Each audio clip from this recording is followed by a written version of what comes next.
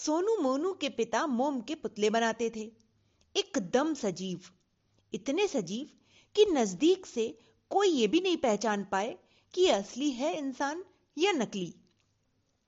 सोनू मोनू को सागर के तट पर गेंद खेलने में बड़ा मजा आता था। एक शाम उनकी गेंद पानी में चली गई। उन्हें तैरना नहीं आता था। अगले दिन वे दूसरी गेंद लेकर तट पर पहुंचे। वहां एक पेड़ था। उस पेड़ के नीचे उन्हें उनकी पुरानी गेंद रखी हुई वापस मिल गई। उन्हें बड़ा आश्चर्य हुआ कि आखिर ये कैसे हो गया। उस दिन खेलते खेलते उनकी दोनों गेंदें बारी बारी से पानी में चली गईं। उन्हें अपनी लापरवाही पर बहुत गुस्सा आ रहा था। वे घर वापस आ गए। नई गेंद के लिए अब उनके पास पैसे भी नहीं बचे थे। अगली शाम वे उदास मन से खाली हाथ तट पर आए। लेकिन ये क्या, उनके आश्चर्य का ठिकाना ही नहीं रहा जब उन्होंने देखा कि उसी पेड़ के नीचे उनकी दोनों गेंदें रखी हुई हैं। वे समझ गए कि हो न हो कोई उनकी मदद कर रहा है और उन्हें इसका पता लगाना ही पड़ेगा। उस दिन भी उन्होंने ऐसा ही किया, यानी खेल खेल में दोनों गेंदें फिर अपने तरीके से पानी में डाल दी। उनकी दोनों गेंदें फिर सागर में जा पहुंची। हल्का सा अंधेरा हो गया था तो दोनों भाई एक झाड़ी की ओट में छिप गए। थोड़ी देर में उन्होंने देखा कि सागर में से एक जलपरी निकल आई और पानी पर चलने लगी। अचानक दोनों उसे देखकर ठिठक गए। सोचने लगे, वो सपना देख रहे हैं या ये कोई हकीकत है।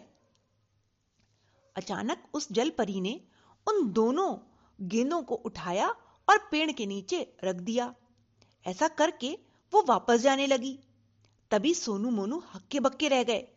जब जलपरी सागर के भीतर पानी में वापस जाने के लिए उतरने लगी, तभी सोनू मोनू झाड़ी से निकलकर बाहर आए और जोर जोर से जलपरी को आवाजें लगाते हुए बोले, जलपरी रुको, जलपरी रुको। जलपरी लौटकर सोनू और मोनू के पास वापस आ गई। दोनों को अपनी आंखों पर विश्वास ही नहीं हो रहा था। तभी जलपरी बोल पड़ी, तुम दोनों बहुत ही प्यारे बच्चे हो। मैं हर शाम तुम्हारा खेल देखने आती हूँ। मेरे पास बहुत सुंदर सुंदर गेंदें हैं। उन्हें मैं कल तुम्हें और लाकर दूंगी। तुम कल जरूर आना, और हाँ, ये बात किसी को बताना नहीं। अब तो जलपरी रोज उनके पास आने लगी। जलपरी तरह तरह के उपहार लाकर उन्हें देती। एक दिन जलपरी ने बताया कि सागर में उसका एक बड़ा सा महल है और उस महल में वो अपनी रानी मां के साथ रहती है। वहां कई और जलपरियां भी हैं और वे सब मिलजुल कर खूब मजे करती हैं। जलपरी ने बच्चों को एक जादुई छड़ी देते हुए कहा, तुम दोनों इस छड़ी के सहारे आसानी से हमारे महल में आ जा सकते हो। कभी जरूर आना, तुम्हारा हम स्वागत करेंगे। एक शाम सोनू और मोनू सागर के तट पर गेंद खेलते खेलते अचानक थक गए। बहुत इंतजार करने पर भी जलपरी नहीं आई। उसके बाद तो कई शामें निकल गईं, लेकिन जलपरी उनका खेल देखने के लिए नहीं आई। सोनू और मोनू को लगने लगा कि जलपरी जरूर किसी संकट में है। उन्होंने उसकी मदद करने का निश्चय किया। अगले दिन सोनू और मोनू जादुई छड़ी लेकर सागर के पानी में उतर गए। थोड़ी गहराई में नीचे जाने के बाद उन्हें जलपरी का महल दिखाई देने लगा। अंदर जाकर उन्होंने देखा, वहां तो चारों ओर सन्नाटा था। वहां कोई दिख नहीं रहा था। दोनों महल में घुसे। वहां मुख्य कक्ष में उन्होंने जो देखा, उसे देखकर उनकी आंखें खुली की खुली रह गईं। वहां तो कुछ राक्षस सो रहे थे। वे समझ गए कि जरूर महल में राक्षसों का हमला हुआ है। राक्षसों ने जलपरी और दूसरी परियों को कैद कर लिया होगा। दोनों सावधानी से आगे बढ़ने लगे। वहां पर एक तहखाना था। तहखाने में सीढ़ियां बनी थी। दोनों भाई सीढ़ियों से नीचे उतर गए। वहां कई कमरे थे। तभी एक कमरे से किसी के कराहने की आवाजें सुनाई देने लगी। खिड़की से झांक कर उन्होंने कमरे में देखा तो सचमुच वहां जलपरी और मां परी कैद थीं। सोनू और मोनू को देखकर जलपरी खिड़की के पास आ गई और रोते हुए उसने उन्हें सारी बातें बता दी। उसने उन्हें बताया कि एक बहुत बड़े राक्षस ने उन्हें कैद कर रखा है। वो मायावी है और उसके पास राक्षसों की एक बड़ी सेना भी है। बच्चों ने जल परी से पूछा कि वो कैसे उसे कैद से छुड़ाएं। उसके बारे में और भी कुछ उन्हें बताए वो। तभी जल परी बोली, रोज शाम को राक्षस हमारा भोजन लेकर यहाँ आता है। उस समय कमरा खुला रहता है। राक्षस भोजन के समय हमें लगातार देखता रहता है, लेकिन वह बीच में 1 मिनट के लिए झपकी भी लेता है।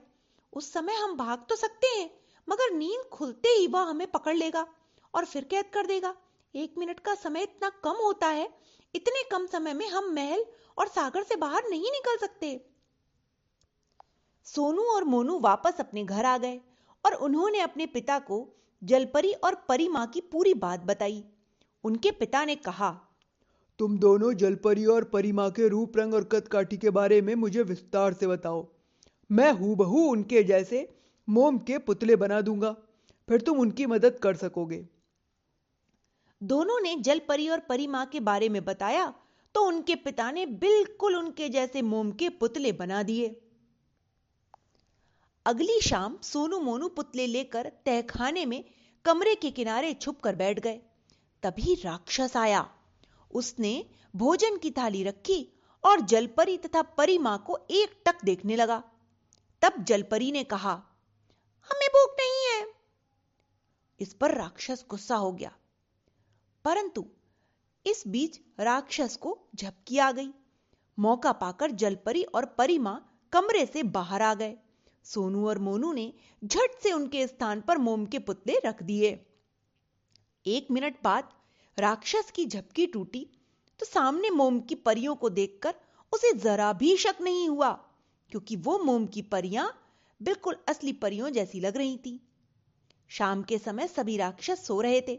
सोनू मोनू और जलपरियां सागर से बाहर आने में सफल हुए। उन्हें कोई भी परेशानी नहीं हुई। वे जल्दी ही सागर के तट पर आ गए। तब जलपरी ने कहा, आगे एक जगह पर नदी की धारा उल्टी दिशा में बहती है।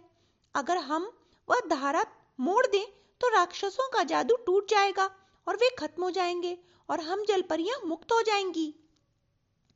सोनू और मोनू एक बड़ी नाव ले आए, उसे धारा के पास लगा दिया। धारा की दिशा बदल गई। तभी सागर में जोरों से लहरें उठने लगी। राक्षसों के चीत्कारों की आवाजें गूंजने लगीं और कुछ ही देर में सब कुछ शांत हो गया। तो इस तरह राक्षसों का अंत हो गया। इसके साथ ही सभी जलपरियां मुक्त हो गईं। जलपरी और परी मां सागर में वापस जाने लगीं। तभी सोनू दौड़कर जलपरी के पास गया और उसने कान में कहा, जलपरी हमारा खेल देखने के लिए आना मत भूलना। इस पर जलपरी ने कहा, तुम बच्चों ने हमारी मदद की है, हम ये कभी नहीं भूलेंगे। मैं तुम बच्चों से वादा करती हूं कि मैं तुम्हारा खेल देखने रोज आऊंगी। तो इस तरह जलपरी अपने महल में अपनी मां के साथ खुशी खुशी वापस चली गई। तो ये थी एक जलपरी और मोम की परियों की कहानी। Okay bye.